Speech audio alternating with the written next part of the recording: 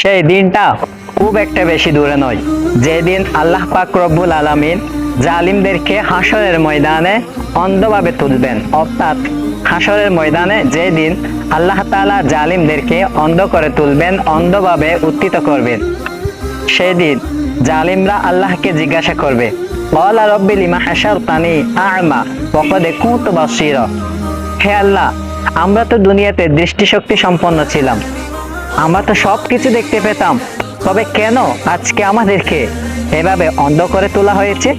তখন আল্লাহ পাক রব্বুল আলামিন উত্তর দিবেন, ক্বালা কাযালিকা আতাতকা আয়াতুনা ফানাসিতাহা। তোমাদের কি মনে নেই একটা সময় তোমাদের কাছে আমার কোরআনের বাণী সমূহ, আয়াত সমূহ এসেছিল, তখন তোমরা তা দেখেও না দেখার বান করেছ, জেনেও না জানার বান করেছ, শুনেও না শোনার বান করেছ। ওয়া কাযালিকা লিয়াউমা তুনসা।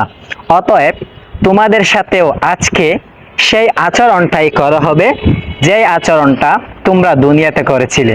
অর্থাৎ আজকে আমরা যারা দুনিয়াতে আল্লাহ তাআলার নিদর্শনাবলীকে অস্বীকার করছি, আল্লাহ তাআলার আয়াতসমূহ আমাদের সামনে থাকা সত্ত্বেও আমরা যারা অস্বীকার করছি বা মানছি না বা মানার চেষ্টাও করছি না, বা বুঝেও না বুঝার বান করছি, জেনেও না জানার বান করছি, শুনেও না শোনার বান করছি, হাসরের ময়দানে হয়তো আল্লাহ তাআলা আমাদের সাথে এমন আচরণটাই করবেন। আল্লাহ পাক রব্বুল আলামিন আমাদের সকলকে হেফাজত করুক। আমিন।